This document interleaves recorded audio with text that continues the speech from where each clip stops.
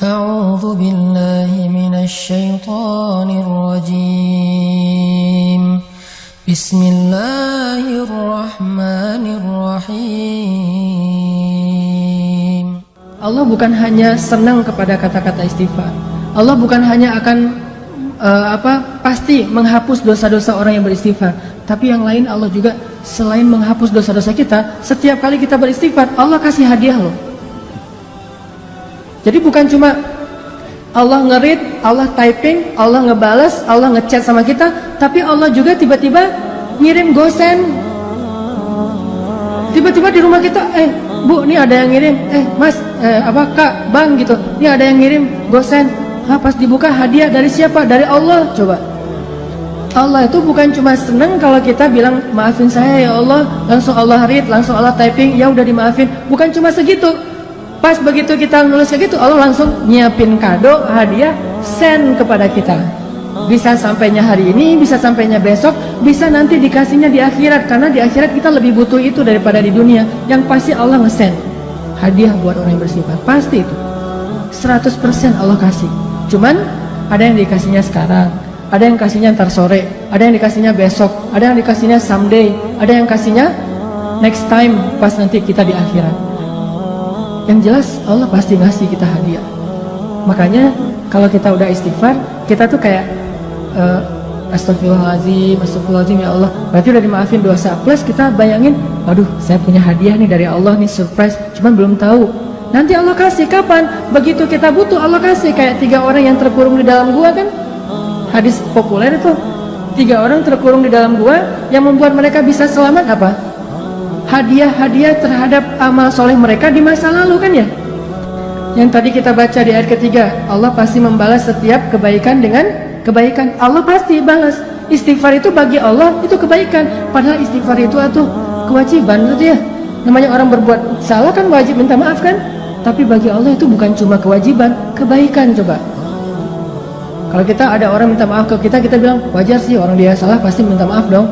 Tapi kalau Allah ngelihatnya nggak kayak gitu, dia baik banget ya mau minta maaf gitu. Coba, kurang baik apa Allah sama kita? Coba kalau kita disakitin orang,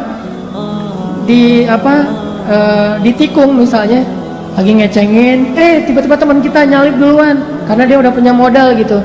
Kita ke rumahnya naik angkot, terus macet-macetan dulu, dia naik ninja. Udah sampai di rumahnya, pas kita datang, nih ninja siapa ya? Jangan-jangan ninja kakaknya gitu. Ternyata dia udah duluan, Pak, lagi PDKT sama calon mertua. Kan kita disalip tuh. Pulang dia bilang, maaf ya, gua nyalip lo, gua tahu sih lo mau ke situ. Kok kamu udah tahu? Ya gimana, perasaan saya mah nggak bisa ditahan, saya mah sayang banget sama dia segala macam.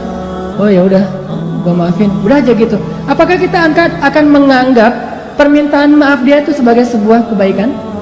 Tidak, kita menganggap itu sebagai sebuah kewajiban dan kewajaran. Tapi Allah ke orang yang beristighfar menganggapnya itu kebaikan loh. Allah tuh kayak merendah banget gitu, walaupun Allah maha mulia dan maha tinggi. Kayak ngasih hati banget ke hamba-hambanya.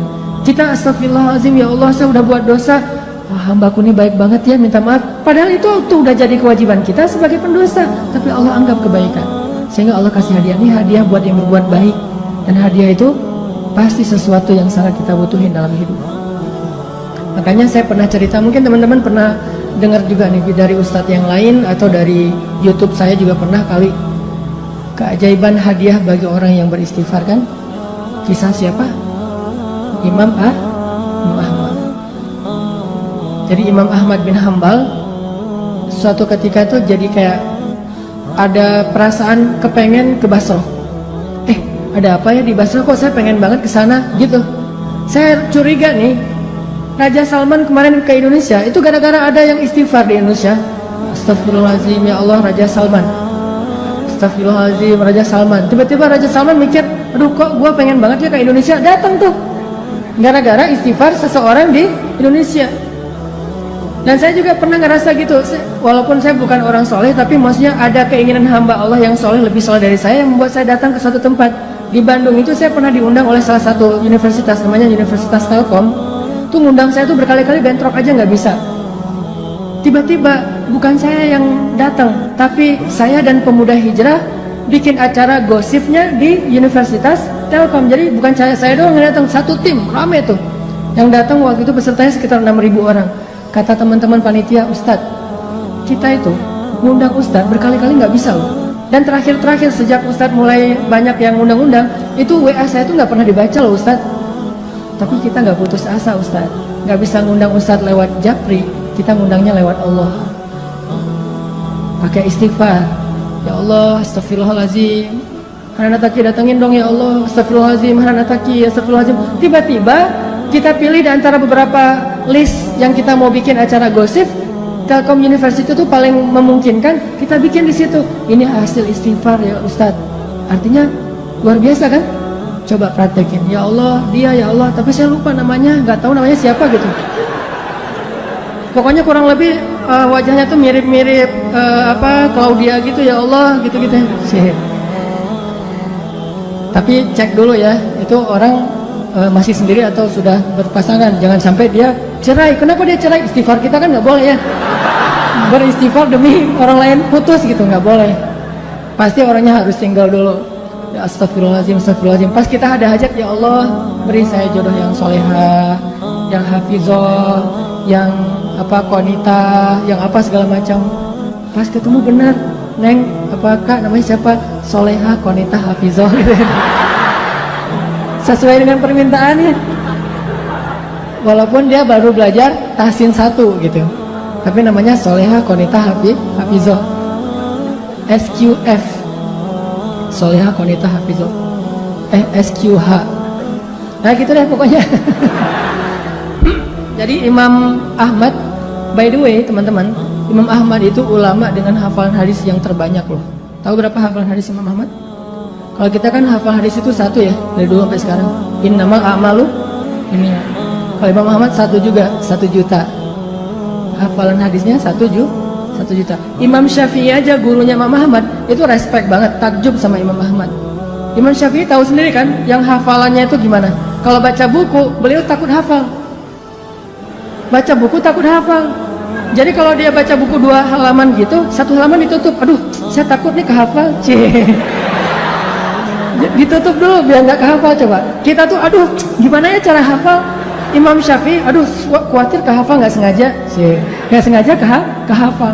Kita mungkin satu-satunya yang kita hafal nomor telepon, cuma nomor telepon si dia. Kadang nomor telepon sendiri juga nggak hafal loh. Ustaz, nomor teleponnya berapa? Ntar ya, cari dulu. Tapi kalau nomor istri saya aja saya hafal banget tuh. Imam Ahmad hafalannya 1 juta hadis. 1 juta hadis, dan itu bukan cuma teks dengan sanad-sanadnya dari ini 1 juta. Saking luar biasanya kesolehan Imam Ahmad. Kan jadi selebgram banget tuh di masa beliau tuh ya. Followersnya udah jutaan lah pokoknya Imam Ahmad mah. Di mana-mana pengen Imam Ahmad, ngejapri, tapi kan namanya orang udah sibuk kayak Imam Ahmad kan nggak bisa ngebales. Akhirnya ngejapri langit. Tiba-tiba Imam Ahmad saya pengen banget ke Basroh. Ada apa ya di Basroh? Padahal saya nggak kenal orang loh di Basroh, tapi pengen. Setelah berapa hari kepengen, akhirnya azam, udah saya berangkat aja. Siapa tahu ada sesuatu yang saya dapat kebaikan di sana. Berangkat ke Basroh. Namanya orang tawadu, rendah hati, berangkat ke Basrohnya itu sendiri, nggak ada preparation apa-apa, nggak ngebooking pesawat, nggak ngebooking hotel, berangkat aja sendiri, backpackeran gitu. Jadi Imam Ahmad itu backpacker soleh. Dari Madinah ke Basrah backpackeran, jalan ke Basrah. Sampai di Basrah, karena nggak ada tempat menginap, beliau nginap di masjid terbesar di kota Basrah. Di dalam masjid lagi tidur, diusir sama marbot. Bang, ngapain tidur di sini? Pak, saya musafir dari Madinah, nggak ada tempat tinggal. Ya ini bukan hotel ini. Udah mirip Medan belum sih? Bah gitu ya. Ini bukan hotel ini. Mbah, kenapa tidur di sini? Udah keluar gitu. Diusir aja. Ini Medan, Bung, gitu ya. Keluar akhirnya dia. Ini orang, Imam Ahmadnya orang Sunda, lagi kaget langsung kan, ketemu orang Medan gitu. Akhirnya keluar di teras. Di teras datang lagi tuh marbot. Marbotnya emang agak-agak kayaknya belum dapat gajian, tanggal tua. Agak-agak nyebelin gitu. Kok masih tidur di sini? Kata tadi nggak boleh di dalam. Akhirnya saya tidur di luar. Ya ini masih juga masjid. Udah keluar. Diusir aja. Sampai keluar, didorong-dorong gitu. Bayangin ulama besar, orang soleh, kekasih Allah didorong-dorong. Tapi emang kayak gitu takdir Allah. supaya jadi caper sama penjual roti. Penjual roti lagi tutup toko, ngelihat ada orang didorong-dorong, dipanggil, wahai kisanak gitu ya, kalau radio dulu teh. Pak, Tuan, kenapa, ada apa, sini gitu. Tuan butuh apa? Saya musafir, pengen tempat istirahat tapi diusir di masjid. Oh ya udah, diistirahat aja di rumah saya kecil tapi lumayan lah untuk istirahat malam ini. Ya jazakallah khair wa iyyakum, udah tinggal di situ. Subuh menjelang subuh pas waktunya tahajud, Imam Ahmad bangun melihat si penjual roti lagi bikin roti, kan habis subuh dia jualan, jadi bikinnya sebelum subuh. Lagi bikin roti ngaduk gitu. Setiap dia ngaduk dia bilang astagfirullahaladzim gitu. Bayangin, dawamkan satu perbuatan yang dibarengi dengan istighfar. Lagi nyalain motor, astagfirullah gitu. Bisa, lagi ngaduk juga bisa, lagi ngapain juga bisa, selama itu satu perbuatan yang mubah itu boleh-boleh aja. Jangan sambil berbuat dosa istighfar gitu. Atau istighfar tapi asik. Gimana istighfar tapi asik? Istighfar sambil main PlayStation. Wah, astagfirullahaladzim gitu. Nah, itu mah nggak boleh ya. Itu namanya mencampur adukan antara hak dan wala talbisul haqqa bil batil. Janganlah kalian mencampur adukan hak dan batil.